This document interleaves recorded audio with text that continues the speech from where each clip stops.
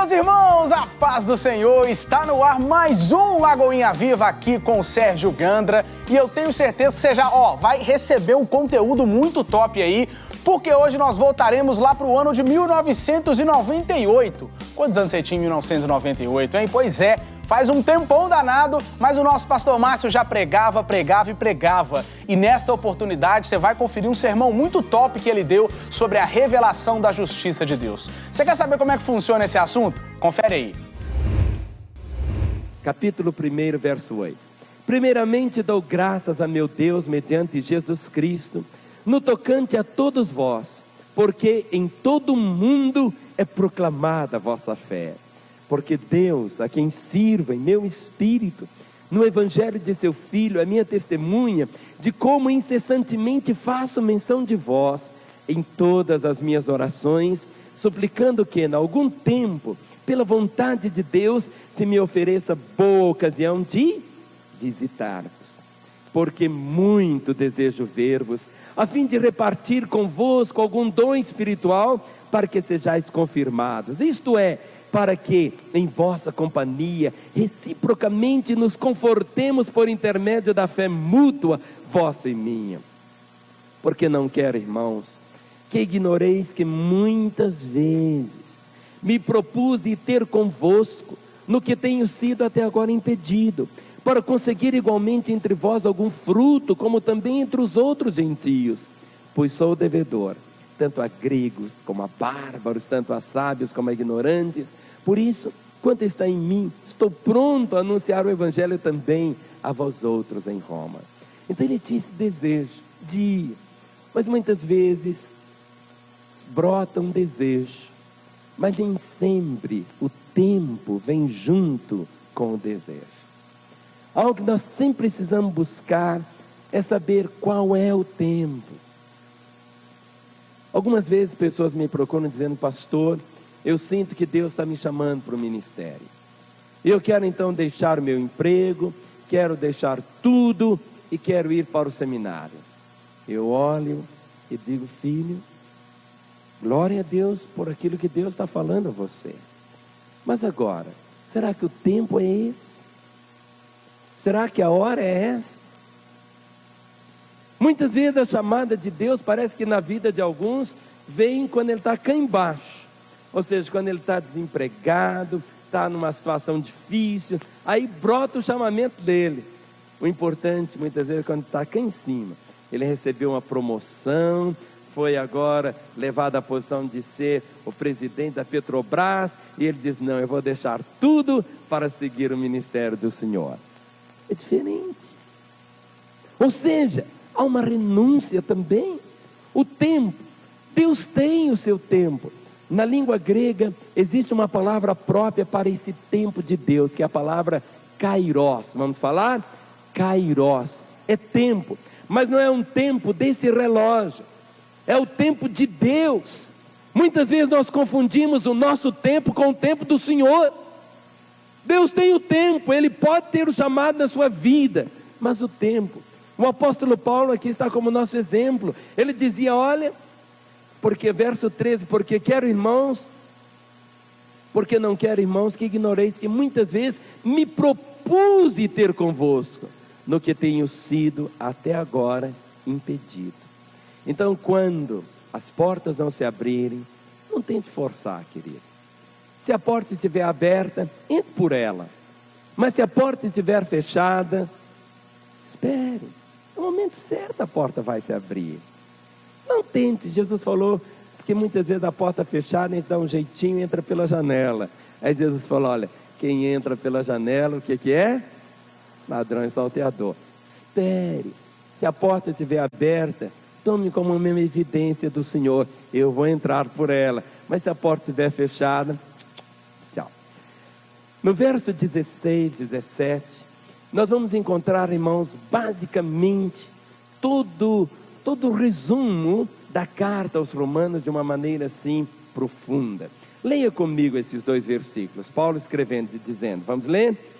Pois não me envergonho do evangelho, porque é o poder de Deus para a salvação de todo aquele que crê, primeiro do judeu e também do grego, visto que a justiça de Deus se revela no Evangelho, de fé em fé, como está escrito: o justo viverá por fé. Porque não me envergonho do Evangelho. Paulo dizia: porque não me envergonho do Evangelho, porque é o poder de Deus para a salvação de todo aquele que crê. O Evangelho é o poder de Deus. E Paulo dizia: eu não me envergonho do Evangelho. Que você também, meu irmão, você possa não se envergonhar do Evangelho. Quando você diz assim: eu vesti essa camisa, o que meus amigos vão pensar se amanhã eu chegar no trabalho, escrito assim a camisa: Jesus, BH com Jesus? O que eles vão pensar? Sabe, quando você veste uma camisa, já há um comprometimento. Se tiver algum lugar que você tiver que ir e você não puder levar a sua Bíblia, não vá naquele lugar.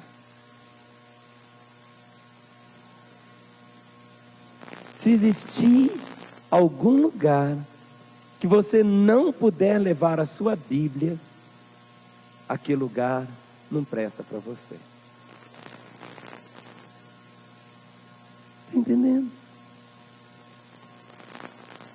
Se existir um lugar que você não puder levar a sua Bíblia, que não é seu lugar. Porque o Evangelho é o poder de Deus. O Evangelho muda. O Evangelho traz a vida. O Evangelho não é rito. Por isso que nos nossos cultos, nossas reuniões são assim todas claras, à luz. Não tem penumbra, não tem rito. Nós usamos roupa igual a todo mundo. Na fé cristã não existe superstições. Não é isso. O Evangelho aprove a Deus salvar o mundo pela pregação, pela palavra, por aquilo que é anunciado. É a palavra do Senhor que provoca vida. Do verso 18, nós vamos começar a ver a necessidade da justiça para os gentios. Como que os gentios precisam conhecer a palavra. E gentio é quem não é judeu. Todos os que não são judeus são gentios. Diz o verso 18: a ira de Deus se revela do céu contra toda impiedade e perversão dos homens, que detêm a verdade pela injustiça. Porquanto o que de Deus se pode conhecer é manifesto entre eles, porque Deus lhes manifestou.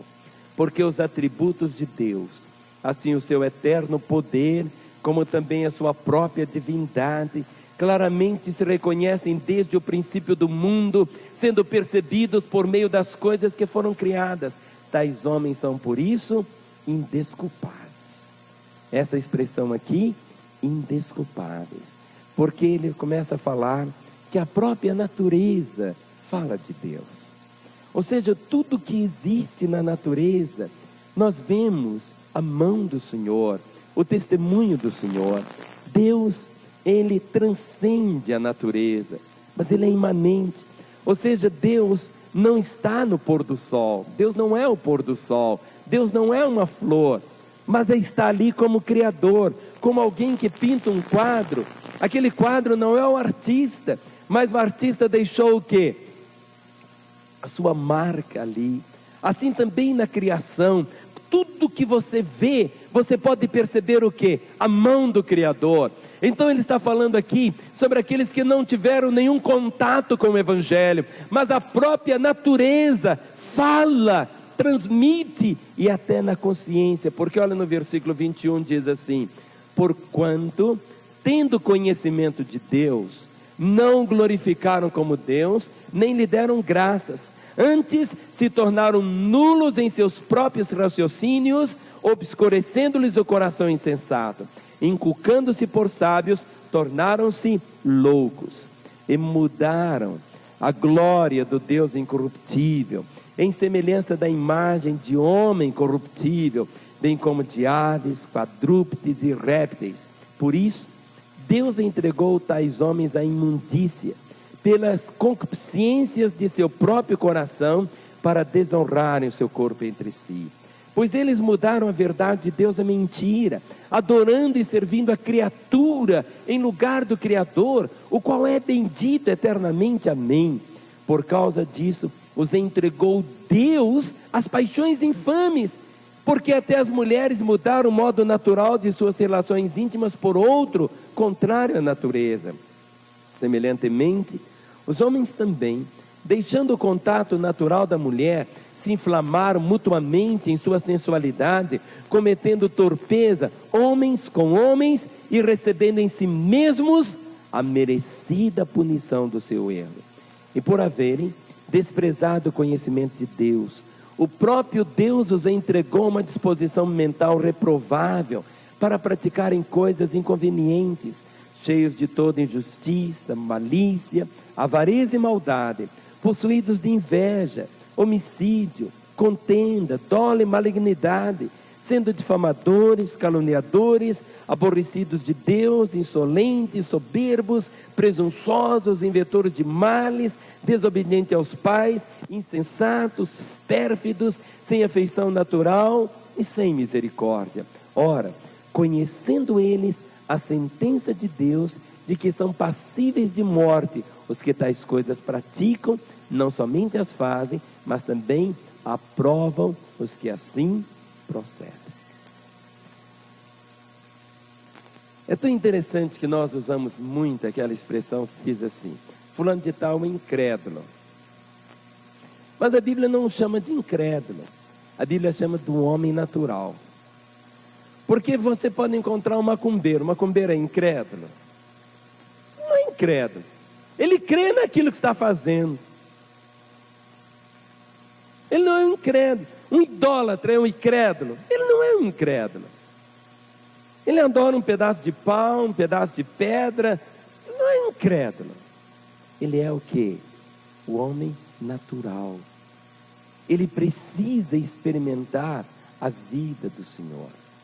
Todas as pessoas receberam de Deus algo. A própria revelação na natureza, Deus fala. Deus fala com o homem na sua consciência. Não existe ninguém, mas a consciência ela pode ser o quê? Amortecida. E quando a consciência deixa de funcionar, aí a pessoa está indo já para o abismo. Por isso que em Romanos diz assim: havendo Deus falado aos nossos pais pelos profetas, falado de muitas maneiras, a nós nos falou nesses últimos dias pelo Filho. A revelação maior de Deus é através de Jesus. Por isso que Jesus Cristo disse assim: quem vê a mim, vê o Pai. Conhecer Deus é conhecer Jesus, porque Jesus Cristo não se parece com Deus, Jesus é Deus. Ou seja, Jesus é Deus. Então aqui no capítulo 2, ele fala sobre os judeus, a necessidade dos judeus, da justiça dos judeus. Eles também são indesculpáveis. No capítulo 3, ele entra só mostrando a necessidade universal, ou seja, que todos os homens precisam da justiça de Deus, ao ponto de afirmar aqui no capítulo 3, o versículo 10, a palavra diz: porque não há um justo nenhum sequer. Não há um justo, não há uma única pessoa que seja justa pelos seus méritos, pelas suas virtudes, pela sua santidade própria. A justiça que nós recebemos é uma justiça que nos é imputada. Ou seja, quando a pessoa crê em Jesus, ele crê não na história de Jesus, ele crê não em fatos a respeito de Jesus, ele crê que Jesus Cristo é a sua justiça. Por isso que quando nós entramos agora no capítulo 5, logo depois do capítulo 4, há todo no 4 um paralelo sobre Abraão, que Abraão recebeu uma justiça que lhe foi imputada. Abraão recebeu a justiça pela fé, mas no capítulo 5, ele começa a mostrar algo glorioso que diz assim, capítulo 5, verso 1, vamos ler? Justificados, pois, mediante a fé, temos paz com Deus, por meio de nosso Senhor Jesus Cristo. Justificados. O tema de Romanos é a justiça que vem pela fé. O que é essa palavra justificação? Justificação é um ato declaratório de Deus, é um ato que o próprio Deus declara que aquela pessoa que recebeu a Jesus Cristo como seu Senhor e Salvador, Deus a declara justa, justificada. Deus a vê como se ela nunca tivesse cometido um único pecado. Nós realizamos um trabalho aqui na igreja, muito bonito. Mas só que é um trabalho que nós nunca convidamos as pessoas para darem testemunho aqui, para não trazer nenhum constrangimento. É o projeto Madalena, é o projeto de evangelizar as garotas de programa. Tanto assim que nós colocamos até no boletim um testemunho de uma garota de programa, para vocês lerem, que está na Bíblia, na página de meditação, está aí sobre esse texto. Essas meninas, quando vêm para Jesus, quando tomam a Jesus como Salvador e Senhor, elas poderiam ter dormido com todas as pessoas que votaram no Itamar e no Azeredo.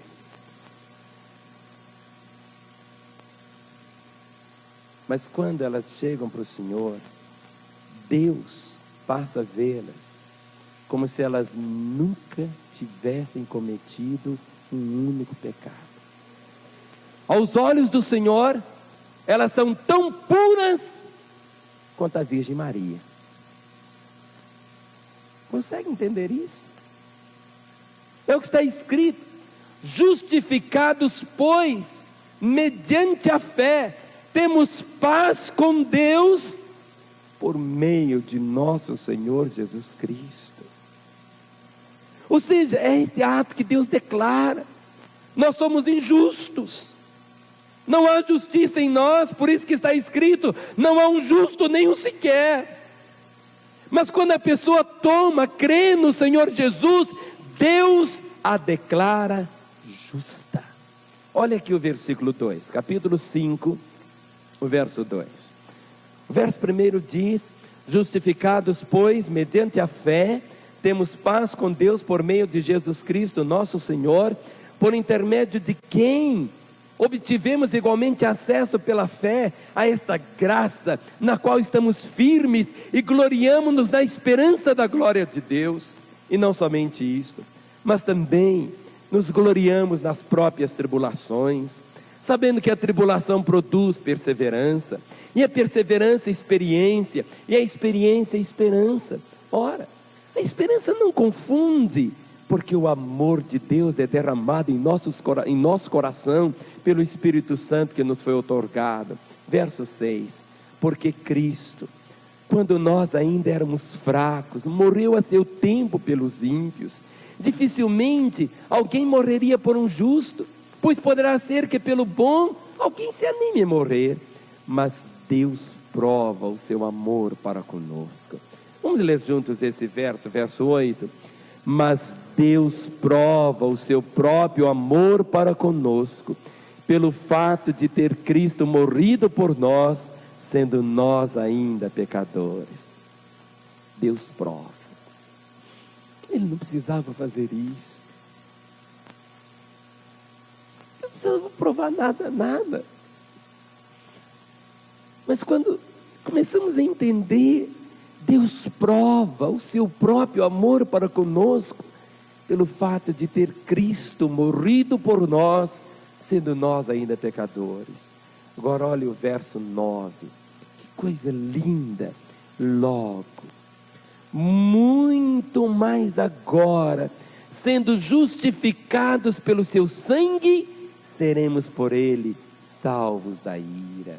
Porque se nós, quando inimigos, fomos reconciliados com Deus mediante a morte do seu Filho, muito mais estando já reconciliados, seremos salvos pela sua vida. E não apenas isto, mas também nos gloriamos em Deus por nosso Senhor Jesus Cristo, por intermédio de quem recebemos agora a reconciliação. Não mais ira, não mais muro, não mais impedimento, mas uma reconciliação absoluta. Agora, a partir do verso 12, ele vai fazer um paralelo entre Adão e Cristo. Porque através de Adão entrou o quê? Entrou o pecado, a condenação e a morte. O pecado entrou na raça humana através de Adão. Por isso que todos nós pecamos. Quando Adão pecou, todos nós pecamos em Adão. Porque eu estava em Adão. Você diz, eu? Exatamente. Se seu pai tivesse morrido quando ele tinha 8 anos de idade, você existiria hoje? Não. Por quê? Você estava no seu pai. Seu pai estava onde? No seu avô. Seu avô estava no seu bisavô. Seu bisavô estava no seu tataravô. Aí eu não sei falar mais não. Mas se você for andando para trás, nós vamos chegar a esse ponto. Todos nós estávamos em Adão. Toda a raça humana estava representada ali naquele casal, Adão e Eva.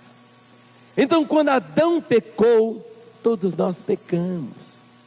A razão pela qual Jesus Cristo teve que nascer de uma virgem não foi simplesmente para ser diferente.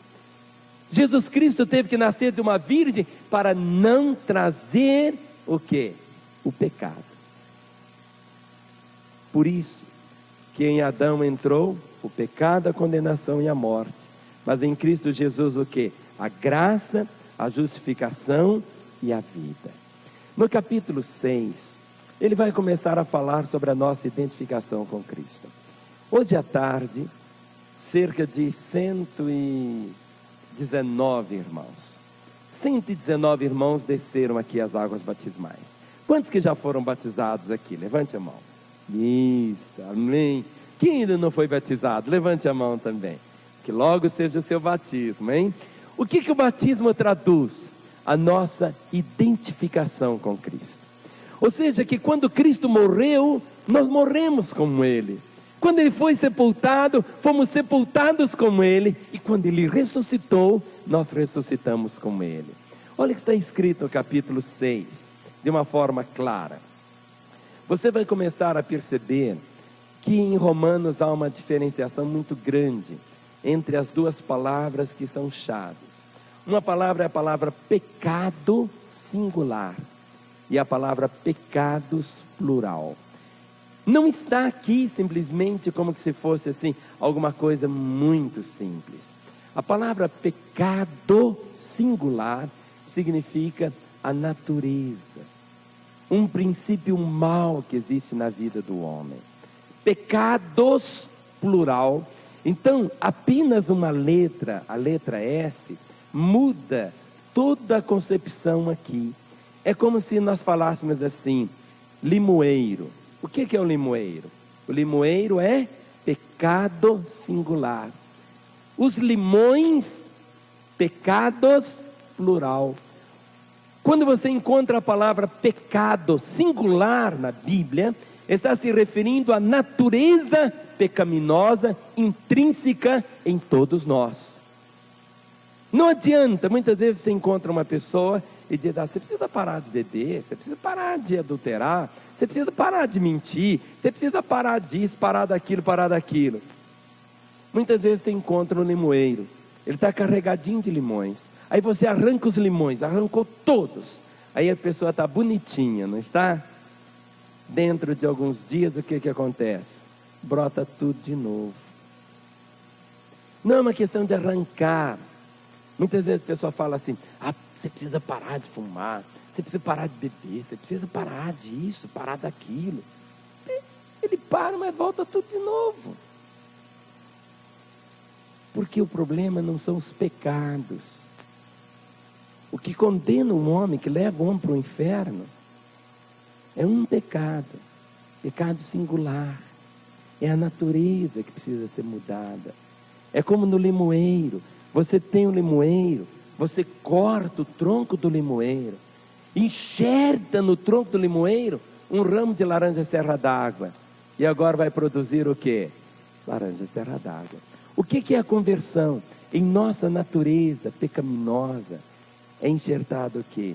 A vida de Jesus. Por isso que passa a existir uma nova natureza. Olha o que está escrito aqui, capítulo 6, acompanhe comigo, capítulo 6. Que diremos, pois? Verso 1. Que diremos, pois? Permaneceremos no pecado singular, para que seja a graça mais abundante? De modo nenhum. Como viveremos ainda no pecado singular, nós, os que para ele morremos? Ou porventura ignorais que todos nós que fomos batizados em Cristo Jesus, fomos batizados na sua morte? Fomos, pois, sepultados com ele na morte pelo batismo, para que, como Cristo foi ressuscitado dentre os mortos, pela glória do Pai, assim também andemos nós em novidade de vida.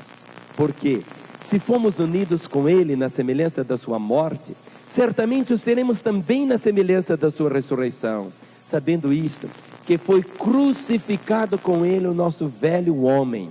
E esse velho homem é uma expressão do pecado, para que o corpo do pecado singular seja destruído e não sirvamos o pecado, aqui essa natureza, como escravos. Porque quem morreu está justificado do pecado. Uma pessoa pode ter uma dívida. Eu não vou perguntar aqui quem tem dívida, mas se você morrer, o que acontece? Se você não tiver parente nem nada, tem jeito. Aqui está dizendo aqui, porquanto, verso 7, porquanto quem morreu está justificado do pecado. Verso 8, ora, se já morremos com Cristo, cremos que também com ele viveremos. Sabedores de que, havendo Cristo ressuscitado dentre os mortos, já não morre. A morte já não tem domínio sobre ele. Pois quanto a ter morrido, de uma vez para sempre morreu para o pecado, mas quanto a viver, vive para Deus. Assim também vós, considerai-vos. Ou seja, vamos falar essa palavra? Considerai-vos. Diga para o seu irmão, considerai-vos. Ou seja, você precisa se ver assim. Muitas vezes você diz, mas eu não consigo me ver assim. Mas eu não consigo, mas não é uma questão. Aqui está dizendo assim, verso 11, assim também vós considerai-vos mortos para o pecado, mas vivos para Deus em Cristo Jesus. Aí você diz, mas pastor, tem hora que me dá uma vontade de mentir, pastor. Ah, pastor, tem hora quando eu vejo uma menina, minha cabeça fica assim. Querido, você tem essa natureza pecaminosa. Mas aqui está escrito, você precisa fazer o quê? Se ver do modo como Deus te vê. E Deus já providenciou todos os recursos, tudo que Ele podia fazer para você ter uma vida vitoriosa. Por isso está escrito, assim também vós considerai-vos mortos para o pecado, mas vivos para Deus em Cristo Jesus. Olha o versículo 12, não reine portanto o pecado em vosso corpo mortal, de maneira que obedeçais às suas paixões. Ou seja, hoje você não precisa ser arrastado, não, para obedecer a alguma coisa que está fora de controle, não. Verso 13, nem ofereçais cada um os membros do seu corpo ao pecado, como instrumentos de iniquidade, mas oferecei-vos a Deus como ressurreto dentre os mortos, e os vossos membros a Deus como instrumentos de justiça. Verso 14, porque o pecado não terá domínio sobre vós, pois não estáis debaixo da lei, e sim da graça. Ah, quando você vive essa realidade, e você precisa assumir isso. A fé cristã não é uma religião. A nossa fé é um relacionamento com Jesus. E é esse relacionamento que nos identifica, que nos leva totalmente a assumir esta posição do modo como que está aqui. Aí no versículo 15, ele começa então a questionar. Então é pela graça, eu posso fazer o que quiser, porque Ele vai me perdoar mesmo. Aí então eu posso agora liberar geral. Não é assim. Olha o que está escrito, ele começa no verso 15. Ele faz uma pergunta: e daí? Vamos falar? E daí? Outra vez? E daí? Olha o verso 15. Havemos de pecar porque não estamos debaixo da lei, e sim da graça? De modo nenhum. Não sabeis que daquele a quem vos ofereceis como servos para obediência, desse mesmo a quem obedeceis sois servos, seja do pecado para a morte, ou da obediência para a justiça? Mas graças a Deus, porque outrora, escravos do pecado, contudo viestes a obedecer de coração a forma de doutrina a que fostes entregues. E uma vez libertados do pecado, fostes feitos servos da justiça. Falo como homem, por causa da fraqueza da vossa carne. Assim como oferecestes os vossos membros para a escravidão, da impureza e da maldade para a maldade, assim oferecei agora os vossos membros para servirem à justiça para a santificação. Porque quando erais escravos do pecado, estáveis isentos em relação à justiça. Naquele tempo, que resultado colhestes? Somente as coisas de que agora vos envergonhais, porque o fim delas é a morte. Agora, porém, libertados do pecado, transformados em servos de Deus, tendes o vosso fruto para a santificação e, por fim, a vida eterna. Porque o salário do pecado é a morte, mas o dom gratuito de Deus é a vida eterna em Cristo Jesus, nosso Senhor. No capítulo 7, ele fala sobre a liberdade do conflito sobre a lei. No capítulo 8, é um dos capítulos mais gloriosos da liberdade mediante a lei do Espírito da vida. No capítulo 9, ele fala sobre a justiça pela fé relacionada com Israel. No capítulo 10, ele começa a falar sobre o problema da rejeição de Israel. E no capítulo 11, ele fala exatamente sobre o triunfo do plano de Deus. Meus irmãos, hoje, quando você lê, principalmente os capítulos 9, 10 e 11, você vai percebendo que a nossa posição hoje como igreja é orar por Israel. Nós devemos abençoar Israel. Vamos abençoar Israel? Eu abençoo Israel em nome de Jesus. Abençoe Israel. Mas nós não temos nenhuma obrigação de seguir costumes de Israel. Nada disso. Como igreja, nós temos que abençoar Israel, abençoar aquela nação. Mas nós não vamos viver assim. Agora no capítulo 12, ele começa com coisas práticas, totalmente práticas, assim revelações práticas, aplicações práticas da justiça pela fé. Algo que temos que trazer para o nosso dia a dia, seja em casa, no relacionamento familiar, no trabalho, na política, tudo aqui no capítulo 12, 13, 14, 15 e 16. No capítulo 12, vai falar sobre o crente e a sua consagração ao Senhor. Verso 1 ele diz, leia comigo, 1 e 2 do capítulo 12. Rogo-vos, pois, irmãos, pelas misericórdias de Deus, que apresenteis o vosso corpo por sacrifício vivo, santo e agradável a Deus, que é o vosso culto racional. E não vos conformeis com este século, mas transformai-vos pela renovação da vossa mente, para que experimenteis qual seja a boa, agradável e perfeita vontade de Deus.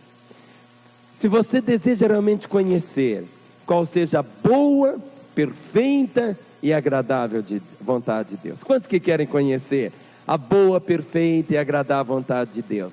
Mas a única maneira de você conhecer a boa, perfeita e agradável vontade de Deus é se você deixar a sua vida no altar do Senhor. Rogo-vos, pois, irmãos, é um apelo, pelas misericórdias de Deus, que apresenteis o vosso corpo por sacrifício vivo. Os judeus conheciam muito bem o que era um sacrifício. Só que algumas vezes as pessoas traziam sacrifício vivo. Traziam um cordeiro vivo, um boi vivo, uma ovelha viva, uma pomba viva. O sacerdote podia imolar, sacrificar aquela oferta imediatamente. Como podia deixar para fazer no outro dia, ou na outra semana, mas aquela ovelha que tinha sido trazida, ela já era considerada o quê? Uma ovelha morta. Essa palavra sacrifício não significa, não é aquele sacrifício lá da igreja romana, não tem nada disso. É uma oferta. Rogo-vos, pois, irmãos, pela misericórdia de Deus, que apresenteis os vossos corpos em sacrifício vivo, santo e agradável a Deus, que é o vosso culto racional. E o verso seguinte diz: e não vos conformeis com este século, não vos conformeis com este mundo. Ou seja, que você não pode de forma alguma entrar na forma deste mundo. Ou seja, não permitir que a forma do mundo possa realmente fazer seu final na sua história. Mas diz, mas transformai-vos pela renovação da vossa mente. Então eu preciso transformar. Eu preciso transformar o quê? Eu preciso ver o mundo de um modo diferente, pela transformação da minha mente. Eu preciso começar a ver com os olhos de Deus. Eu preciso começar a ler a história com os olhos de Deus. Eu preciso ver que o Senhor Deus está com a mão, que Ele controla todas as coisas. Eu preciso me ver como Deus me vê. Então eu preciso passar por essa mudança, mas transformai-vos pela renovação da vossa mente, para que experimenteis qual seja a boa, perfeita e agradável vontade de Deus. Agora ele fala para a igreja. E a igreja somos nós. Você quer ver a igreja? Dê uma olhadinha para o irmão que está ao seu lado. Isso. Olha o versículo 3. No capítulo 12, verso 3 diz: porque pela graça com que me foi dada, digo a cada um dentre vós que não pense de si mesmo além do que convém. Antes pense com moderação, segundo a medida da fé que Deus repartiu a cada um. Porque assim como num só corpo temos muitos membros, mas nem todos os membros têm a mesma função, assim também nós, conquanto muitos, somos um só corpo em Cristo e membros uns dos outros. Tendo, porém, diferentes dons, segundo a graça que nos foi dada, se profecia, seja segundo a proporção da fé, se ministério, dediquemo-nos ao ministério, ou que ensina, esmere-se no fazê-lo, ou que exorta, faça-o com dedicação, o que contribui com liberalidade, o que preside com diligência, e quem exerce misericórdia com alegria.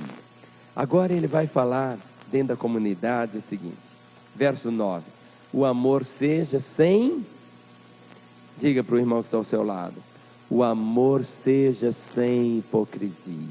Outra vez, o amor seja sem hipocrisia. Detestai o mal. Vamos falar? Detestai o mal, apegando-vos ao bem. Verso 10. Amai-vos cordialmente uns aos outros com amor fraternal, preferindo-vos em honra uns aos outros, no zelo. Não sejais remisos, sede fervorosos de espírito servindo ao Senhor, regozijai-vos na esperança, sede pacientes na tribulação, na oração perseverantes, compartilhai as necessidades dos santos, praticai a hospitalidade. Agora o verso 14, abençoai os que vos perseguem, abençoai e não amaldiçoeis. Vamos falar? Abençoai e não amaldiçoeis. Diga para o seu irmão, abençoai e não amaldiçoeis. Só abençoe, meu irmão. Só abençoe. Não amaldiçoe. Um dia, não faz muito tempo, veio um irmão e ele disse, pastor, eu sinto de Deus a orientação de vir aqui para a igreja da Lagoinha. Eu sinto assim, quando eu venho aqui, eu me sinto tão abençoado. Mas eu fui falar com meu pastor e ele disse para mim, se você for para a igreja da Lagoinha, eu amaldiçoo você.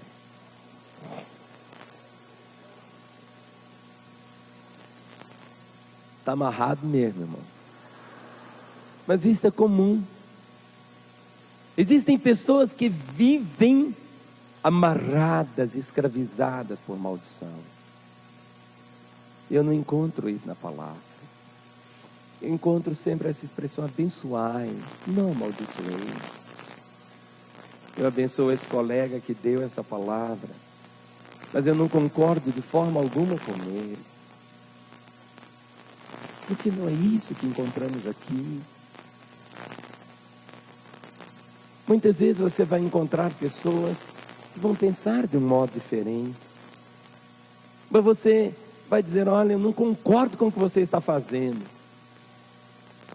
mas eu te abençoo em nome de Jesus. A bênção é diferente da maldição.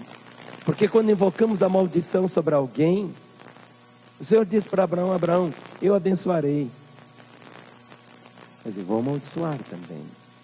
Mas agora, na fé cristã, o espaço que sobra para nós é esse: abençoai e não amaldiçoei. O verso 15 é um verso assim tão gostoso. Vamos ler juntos? Alegrai-vos com os que se alegram e chorai com os que choram. Sabe, alegrar com os que se alegram, seja no dia do seu aniversário, é dia de alegria, não é assim? Um dia que você vai na casa de alguém, comer uma abobrinha lá gostosa, é alegria. Hoje faleceu a tia do irmão Paulo Albuquerque, uma irmã assim tão preciosa, a irmã Marluce, que dirigiu o coral da Assembleia de Deus ali na rua São Paulo durante muitos anos. Ela partiu para o Senhor hoje. A família está o quê? Chorando. Mas chorando a saudade, chorando a ausência, não é chorando o desespero. Quantas vezes você vai num momento assim, você abraça a pessoa, você não tem uma palavra, você apenas chora com ela. Me lembro de um colega, que o filhinho de um casal tinha falecido, e aquele pastor, quando chegou ali naquela casa, ele disse apenas isso: eu vim chorar com vocês. E ele sentou, chorou. Depois ele levantou e foi embora. Sabe, é muito fácil nós nos alegrarmos com os que se alegram. Mas muitas vezes é tão difícil chorar com os que choram, porque nós não queremos nos comprometer. E quando nós choramos, muitas vezes a maquiagem cai. Mas Jesus trouxe uma bênção tão linda àqueles que choram. Ele diz: bem-aventurados que choram, porque eles serão consolados. No verso seguinte, 16, ele diz: tende o mesmo sentimento uns para com os outros. Em lugar de ser desorgulhosos, condescendei com o que é humilde. Não sejais sábios aos vossos próprios olhos. Verso 17: não torneis a ninguém mal por mal. Esforçai-vos por fazer o bem perante todos os homens. Se possível, quanto depender de vós, tende paz com todos os homens. Não vos vingueis a vós mesmos, amados, mas dai lugar à ira, porque está escrito: a mim me pertence a vingança. Eu é que retribuirei, diz o Senhor. Pelo contrário, se teu inimigo tiver fome, dá-lhe de comer. Se tiver sede, dá-lhe de beber, porque fazendo isso amontoarás brasas vivas sobre a sua cabeça. Não te deixes vencer do mal, mas vence o mal com o bem. O que é isso, amontoar brasas vivas sobre a cabeça do outro? Sempre que eu leio esse texto, eu lembro daquele episódio que uma irmã, o marido era aquele marido assim terrível, e ela foi contar para o pastor todo o sofrimento que ela estava tendo em casa. Aí o pastor disse para a irmã: minha irmã, você já algumas vezes você já colocou brasas vivas na cabeça do seu marido? Aí ela disse: não, pastor, só água fervendo uma vez. Bem, brasas vivas não é isso. é levar o bem. Ou seja, é levar o bem. Aqui está escrito: se o teu inimigo tiver fome, dá-lhe de comer. Se tiver sede, dá-lhe de beber. Ou seja, aquele seu colega chato no serviço. Ou seja, aquele que fica no seu pé. Aquela vizinha que muitas vezes põe o lixo na sua porta. É você fazer um bolo e levar para a casa dela, dizendo: olha, eu lembrei de você. Você passar amanhã numa flora, comprar uma rosa, um buquê, e levar para aquela sua colega de serviço tão invejosa, tão isto, tão aquilo. Diz: olha, lembrei de você e quero abençoar a sua vida. Ela vai falar: mas eu? Ou você faz uma comida, um salgadinho e leva. Ela vai falar: mas está envenenado. Ou seja, brasas vivas. Por isso está escrito, o versículo 21, não te deixes vencer do mal. Não deixe que o mal te vença. Mas está escrito o quê? Mas vence o mal com o bem. No capítulo 13, ele vai falando sobre a questão agora, o crente e o Estado. No versículo 8, é um texto que todos precisavam colocar muito em prática nesses dias. Capítulo 13, 8. A ninguém fiqueis devendo coisa alguma. Não compre fiado, meu irmão. Procure não fazer dívida. Fixou. Investimento é uma coisa, mas não faça dívida. Não pague dívida com dívida. Não saia correndo atrás de dinheiro emprestado para pagar dívida que você não vai pagar. A ninguém fiqueis devendo coisa alguma. Verso 8. Exceto o amor com que vos ameis uns aos outros, pois quem ama o seu próximo tem cumprido a lei. Aí ele vai falando agora no capítulo 14, sobre a igreja, sobre irmãozinhos que são assim, bem fraquinhos. Porque dentro da igreja você vai encontrar irmãos assim, fortes na fé. Aí você vai encontrar outros que são outros. Diz assim, capítulo 14, acolhei, verso 1. Acolhei ao que é débil na fé, não porém para discutir opiniões. Um crê que de tudo pode comer, mas o débil come legumes. Quem come, não despreze o que não come, e o que não come, não julgue o que come, porque Deus o acolheu. Quem és tu que julgas o servo alheio? Para o seu próprio Senhor está em pé ou cai, mas estará em pé porque o Senhor é poderoso para o suster. Um faz diferença entre dia e dia, outro julga iguais todos os dias. Cada um tem opinião bem definida em sua própria mente. Quem distingue entre dia e dia, para o Senhor o faz. E quem come, para o Senhor come, porque dá graças a Deus. E quem não come, para o Senhor não come, dá graças a Deus. Tem gente que não come carne de porco. Tudo bem. O outro come, qual que é melhor?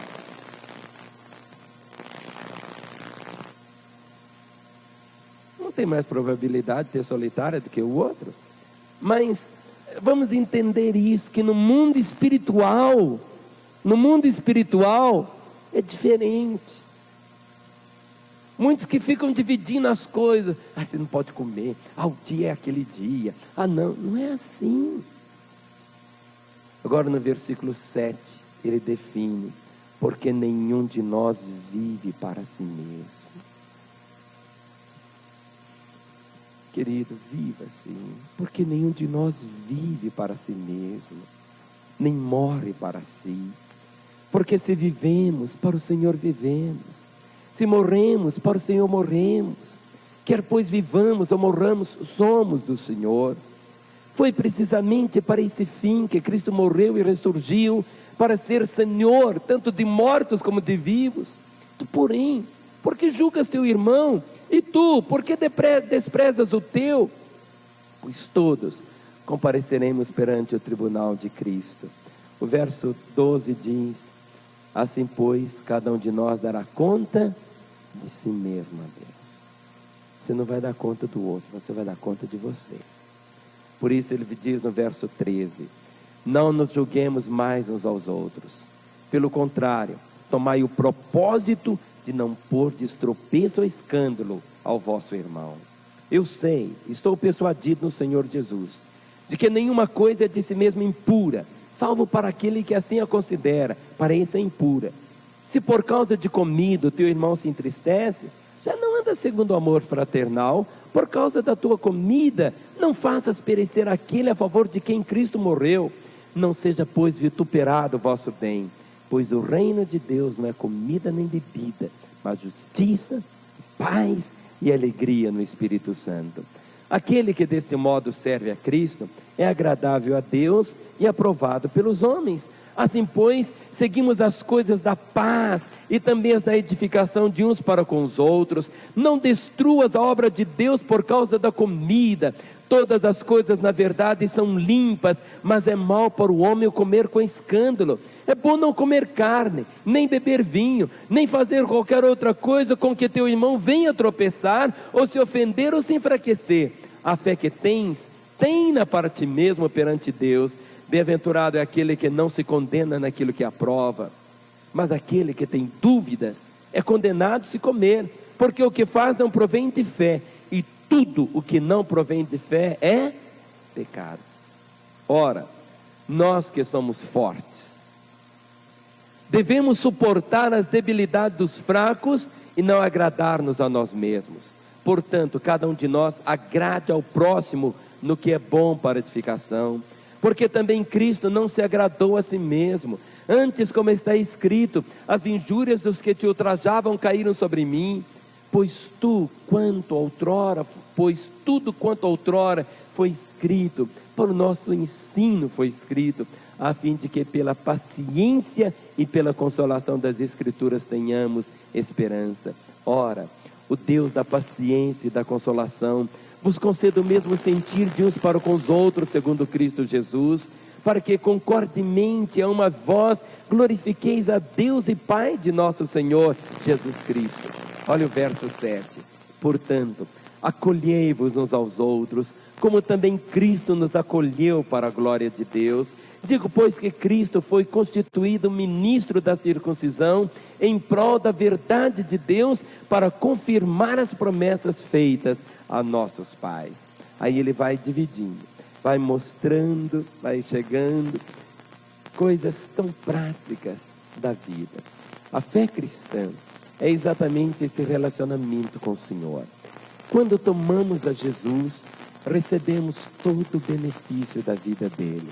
A nossa fé é a nossa identificação com ele, conforme vimos, na sua morte, no seu sepultamento e na sua ressurreição, para vivermos hoje desse modo aqui tão glorioso, segundo o querer e a vontade de Deus o Pai. Amém? Por isso, no verso 30 do capítulo 15, Paulo, ele despedindo, chegando no final da carta, ele diz: rogo-vos, pois, irmãos, por nosso Senhor Jesus Cristo, e também pelo amor do Espírito, que luteis juntamente comigo nas orações a Deus a meu favor, para que eu me veja livre dos rebeldes que vivem na Judeia, e que este meu serviço em Jerusalém seja bem aceito pelos santos, a fim de que, ao visitar-vos pela vontade de Deus, chegue a vossa presença com alegria e possa recrear-me convosco. E o Deus da paz seja com todos vós. Amém. No capítulo 16, último capítulo, ele traz saudação para várias pessoas. E no verso 17, ele faz uma outra súplica. Quantas vezes ele usa essa expressão rogo-vos, não é? Verso 17 ele diz: rogo-vos, irmãos, que noteis bem aqueles que provocam divisões e escândalos em desacordo com a doutrina que aprendestes. Afastai-vos deles, porque esses tais não servem a Cristo nosso Senhor, e sim a seu próprio ventre, e com suaves palavras lisonjas enganam o coração dos incautos. Pois a vossa obediência é conhecida por todos, por isso me alegro a vosso respeito, e quero que sejais sábios para o bem, e simples para o mal.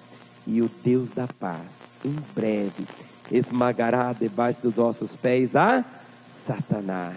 A graça de nosso Senhor Jesus Cristo seja convosco. A única parte que Satanás deve ver nas nossas vidas, sabe qual é? A sola dos nossos pés. Amém? Dê uma olhadinha para os seus pés.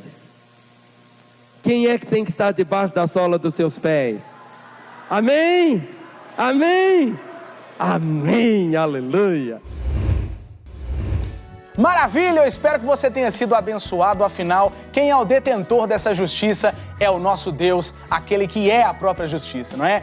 Antes de ir embora, eu queria convidar você a curtir e compartilhar o Lagoinha Viva e, claro, se inscrever aqui no nosso canal na Rede Super de televisão, ou você que está aí sentadinho no seu sofá, seja no carro, no horário do almoço, vendo e assistindo a Rede Super, seja pela internet ou pela telinha da sua casa, continua dando essa força pra gente, tá bom? Agora sim, vocês estão liberados. Até semana que vem. Que Deus te abençoe e tchau, tchau.